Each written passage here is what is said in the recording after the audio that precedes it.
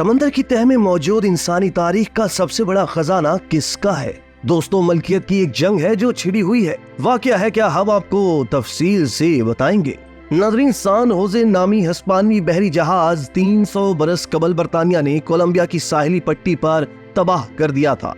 इस जहाज में सोना, चांदी और कीमती हीरे थे, जिनकी मालियत आज के हिसाब से अरबों डॉलर्स में है। लेकिन जब इसे समंदर की तह में ढूंढ निकाला गया, इसके बाद से ही एक बहस जारी है कि आखिर ये खजाना किस मुल्क की मलकियत है।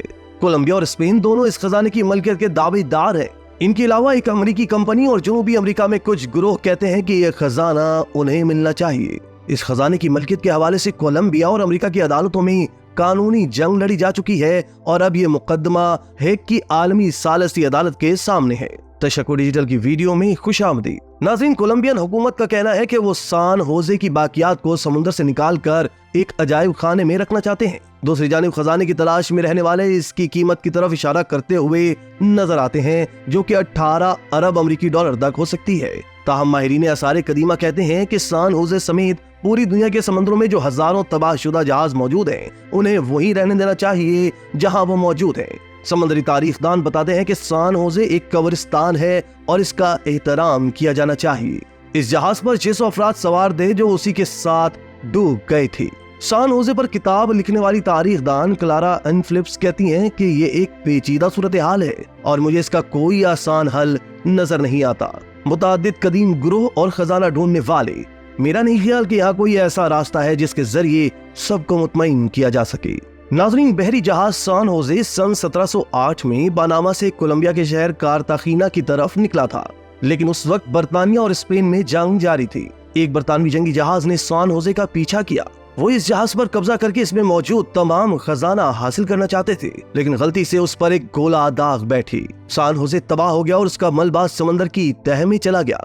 इस जहाज का मलबा 1980 की दहाई तक समंदर की तह में ही मौजूद था कि अचानक गोका मोरा नामी अमेरिकी कंपनी ने दावा किया कि इसने सान होजे और इसमें मौजूद खजाने को ढूंढ निकाला है।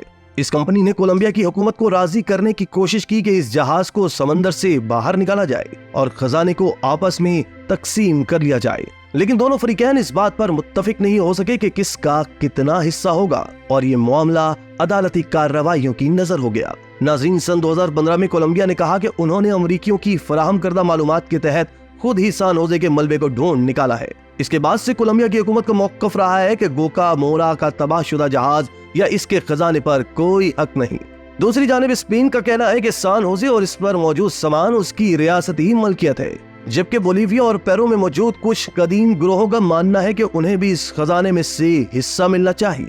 उनका कहना है कि ये कोई हिस्पानवी खजाना नहीं है, क्योंकि स्पेन ने ये तमाम अशिया नौआबादियाती दौर में सिलसिला कोहे इंडीज की कानों से लूटी थी। बोलीविया में कदीम कौम कहारा के नुमाइंदे सैमुअल फिलोजा कहते हैं कि ये खजाना हमारे लोगों की मलकियत है। चांदी और सोना, हमारा ख्याल है कि इसे समंदर की तह से निकाल लेना चाहिए ताकि खजाने की तलाश में मसरूफ अफराद इसे लूट ना सके।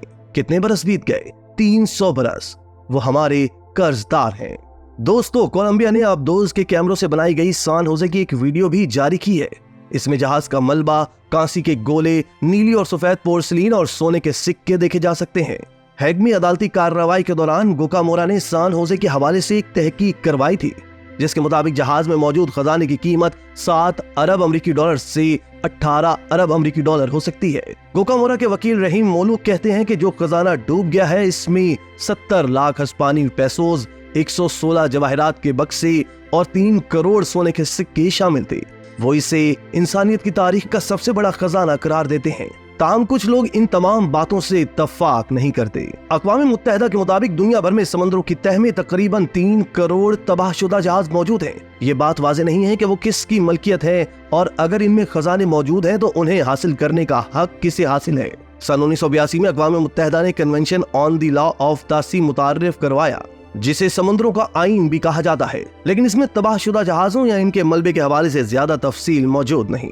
इसी सबब फिर अक़वाम मुत्तहिदा ने UNESCO under water cultural heritage 2001 convention मुतारिफ करवाया। इसमें जहाजों के मलबे के हवाले से काफी तफसील शामिल है, लेकिन मुताद्दिद ममालिक इस पर अमल करने से गुरेजा है, क्योंकि उन्हें डर है कि इस वजह से समंदर में मौजूद खदानों पर उनका दावा कमजोर पड़ जाएगा। अमेरिका और कोलंबिया ने भी इस कन्वेंशन पर दस्तखत नहीं किए थे। दोस्तों आसार कदीमा के दीगर माहिरीन का ख्याल है कि सान होजे के मलबे को समंदर की तह में ही पड़े रहने देना चाहिए। इसी तरह की मजीद वीडियोस के लिए आप हमारा चैनल सब्सक्राइब करके बेल का आइकॉन प्रेस करें। इसके अलावा अहलियान कराची के लिए रोजनामा तशक्कुर हर स्टॉल पर मौजूद है।